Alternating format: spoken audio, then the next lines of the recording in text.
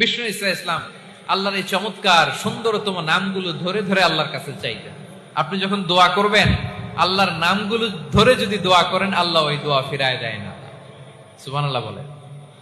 আপনি যদি দোয়ার মধ্যে বলেন ইয়া রহমান, সবাই বলেন ইয়া রহমান, ইয়া রহিম, ইয়া হাইয়্যু, ইয়া কাইয়্যুম, আল্লাহর চমৎকার নামগুলো ধরে ধরে যদি আল্লাহর কাছে ফরিয়াদ করেন, আল্লাহর নামগুলো ডাকেন, আপনার দোয়া মুহূর্তেই কবুল করবে কে?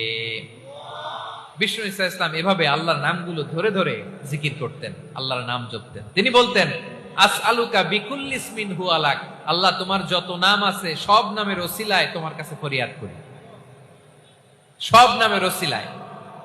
আনজালতাহু ফি কিতাবিক, যে নাম তুমি তোমার কিতাবে নাজিল করেছো। আও আল্লামতাহু আহাদাম মিন খালকিক, অথবা তোমার কোন সৃষ্টিকে তোমার নাম তুমি জানিয়েছো।